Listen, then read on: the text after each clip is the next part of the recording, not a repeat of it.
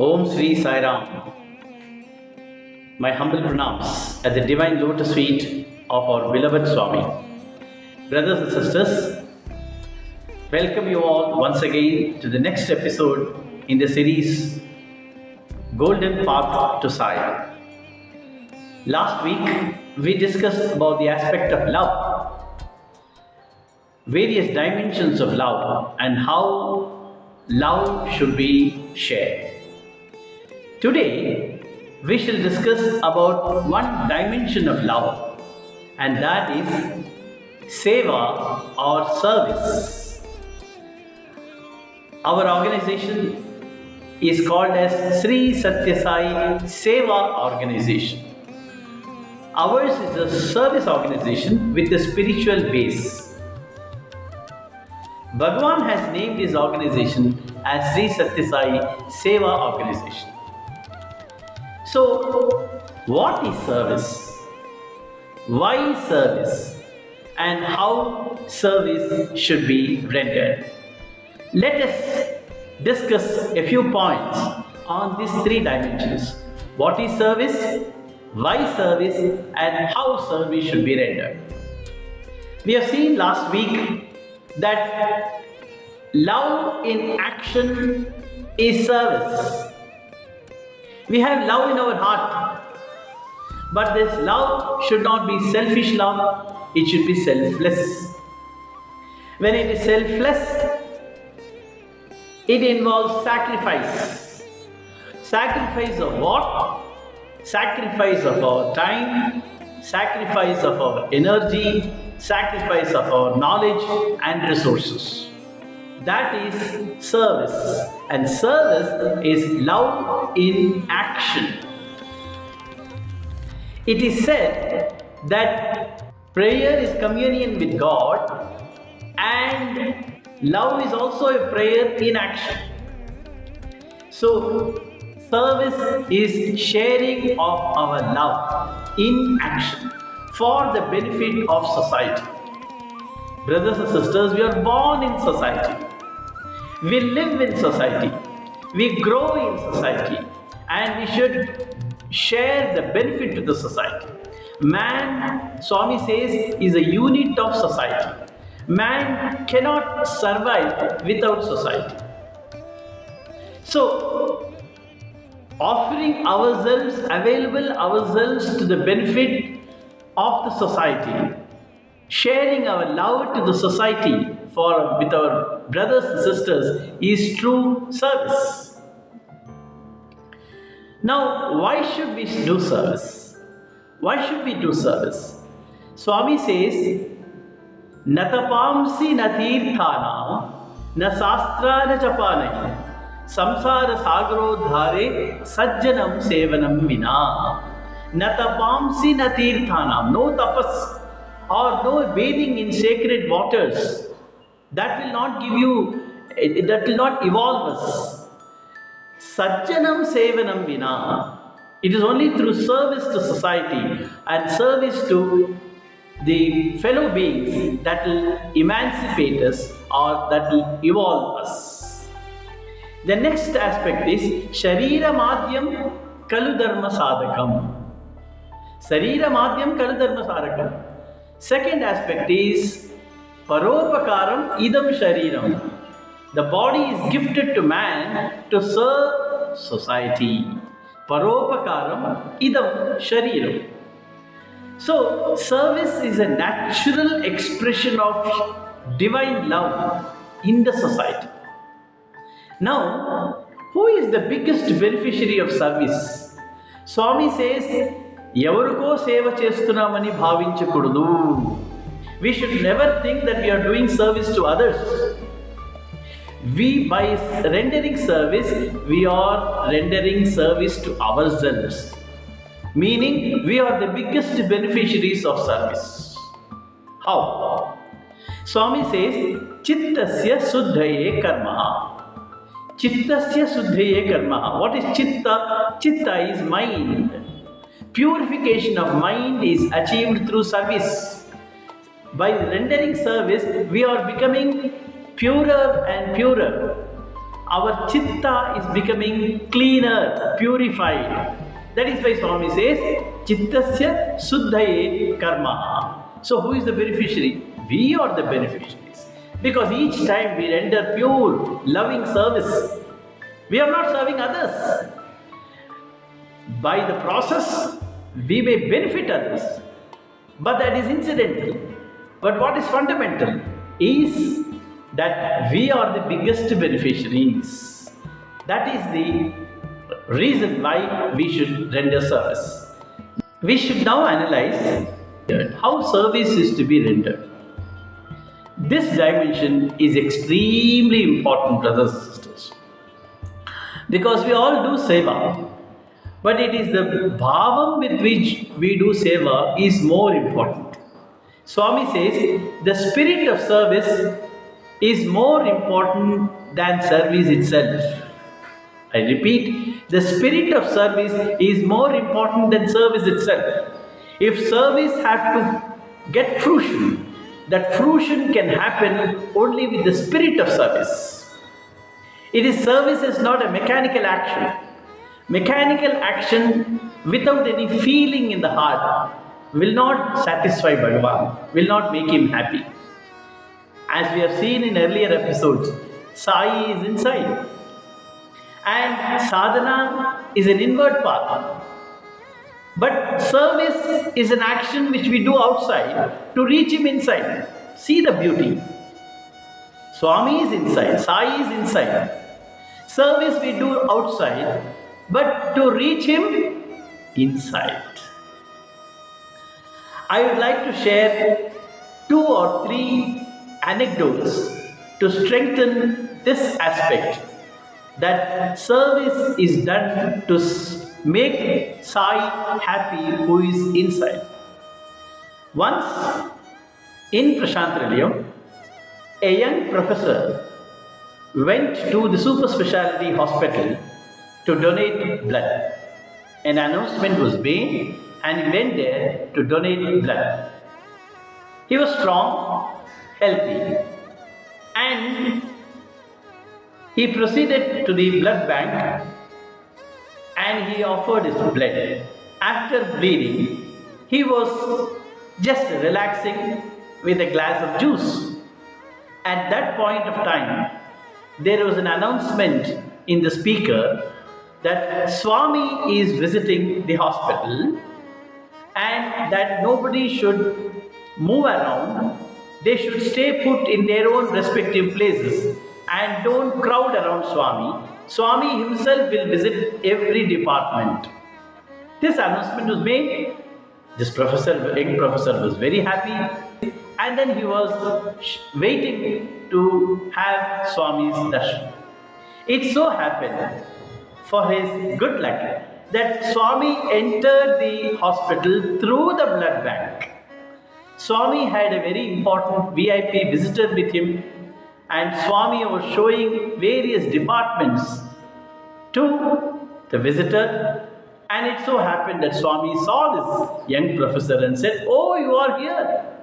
This young professor prostrated before Swami and said, "Swami, I donated blood today." He thought that Swami would be very happy and the VIP devotee also will be very happy. But suddenly Swami's face changed. It is slightly a very disappointing expression. And Swami says, "You gave blood, you donated blood, but I didn't receive it." So saying, Swami proceeded.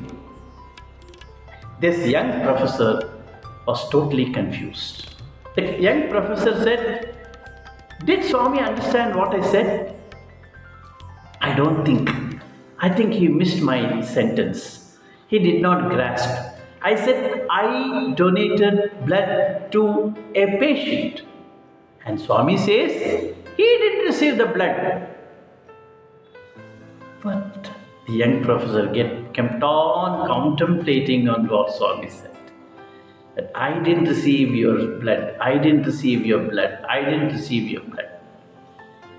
Swami wanted blood. Why did Swami say so?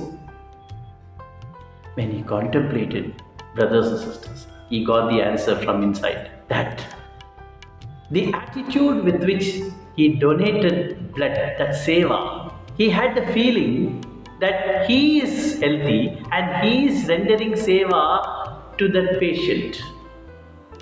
And his blood is flowing to that patient. We missed the Sai factor here. Then wisdom dawned on this young professor when he realized the attitude with which he did Seva did not reach Swami. That is the reason why Swami said, "I did not receive your blood." Doesn't mean that Swami needed the blood. No, I didn't receive your Seva. And where is Swami? Swami is inside, Sai is inside. So Sai, the indweller, did not receive, meaning your Seva did not touch me. Your Seva did not reach me. Action is outside. We do Seva outside, but it should reach Sai who is inside. This is the beauty of Seva. The second episode. We always take Swami's statement and Swami's directions on face value. It is good to take it on face value. We should not take it literally. Once a young youth was attending a summer course in Vrindavan around the year 2000. And where Swami was emphasizing the aspect of Seva. He says, Seva opportunities will not knock at you. You should look for opportunities for Seva. This young man kept this only in the mind and went about looking for opportunities for Seva. Now what happened? The next day he was going to his office in his bike and he encountered an old man with his walking stick slowly walking on the main road. He now connected Swami's directions. Look for opportunities for Seva. Come on. He stopped the bike and pleaded the old gentleman, "Sir, please sit in my bike. I will drop you home. Please let me know where your house is. I will drop you." That old man said, "No. Young man, I don't need. I want to walk. I will walk. I will take care of myself. You proceed in your bike to your office. I don't need it." But the young man was not prepared to leave. He said, "No, uncle, I will drop you. I will drop you. Please let me know. Please let me know. Take my service." Because of the pleading, because the youngster was forcing him, he sat on the bike and he gave the directions right, left, and he dropped him at the residence. The young man thought that the old person, the senior devotee, is very happy and said, "Thank you, uncle." But the uncle said, "My friend, I requested you to proceed, but you did not allow. You made me sit on the bike. It has not made me happy because I need to walk again." "You need to walk again?" "Yes, because the doctor has advised me to walk 2 kilometers every day. That is the reason why I was walking and I was requesting you to proceed because I need to walk. Now what I will do? Because of your force, your insistence, you have dropped me. This has not made me happy. Again I need to walk." Brothers and sisters, is this Seva? No. We should apply some discrimination. We should apply whether what we do, does it reach him? Does it really help the person who is the recipient of service? This is not karma. Karma should be a karma yoga. When does a karma or service becomes a sadhana? Service will become a sadhana when karma becomes karma yoga. What is yoga? Yoga is union with God, the Sai, who is inside. So, what we should do is that we should connect with Him inside. And the second aspect is when we are rendering service, it is not for our happiness that we are rendering service. We should gauge the sensitivity, the need, and the requirement of the recipient, who is nothing but Sai in that form. When he says he doesn't need the service at that point of time, we should check why he doesn't need. So on that basis, we should be able to decide and judge whether the seva that we are rendering, will it be useful or it is just a mechanical exercise. So this is very, very important. The third dimension is one more episode I'd like to share, is that when Swami was in Kodaikanal, one day he came out after darshan and said, see, I am feeling thirsty. I am feeling thirsty. Everybody thought it is at a physical level, and everybody offered a glass of water to Swami. Swami, please take. No, I am feeling thirsty, not this. Then he ordered all the blankets to be loaded in his car. He said, come on, let us go out and distribute these blankets. He picked up 2 or 3 staff members and he went around, distributed lot of blankets in and around Kodaikanal to a very, very poor people.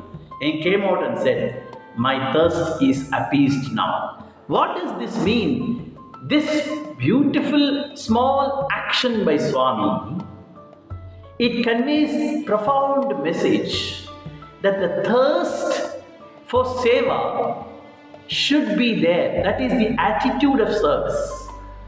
We should be able to share the same feelings of others. We should be hungry for seva. We should be thirsty for seva. We should not rest unless we do seva, because that is an urge, the inner urge from the divine inside, that we do service outside to reach Him inside. So, what is service? We have seen. Why should we do service? We have seen. And how we should do service is also the third dimension, which is extremely important. We may do Narayan Seva, for example. Narayan Seva is not a mechanical exercise. Narayan Seva is seeing Swami in that person. And we should be hungry enough to do the service and to ensure that we do the service to his need, to their need. For example, we cannot offer sweets or fruits to a diabetes patient. Can we say that we are serving others by giving fruits? We should find out whether the person can eat fruits, for example, in a hospital. For example, we should understand what the person eats. The person may need chapatis, but we may offer rice, or vice versa. We should understand the need of the recipient and do seva. Then what happens is, Swami is inside as well as Swami is there in the person who is the recipient of service. Antar bahishcha tat sarvam vyapya narayana stitaha. Swami is inside as Sai. So to touch him, to make him happy, we should say, serve the Swami or the Sai who is inside in the form of a Narayana. That is real Narayana Seva. So the aspect of service is extremely important, and the spirit of service is more important than service itself. With this, seva becomes a sadhana and karma will become karma yoga. Thank you for your patience. We will share more insights about various other aspects in the next episodes in this series of Golden Path to Sight. Thank you. Jai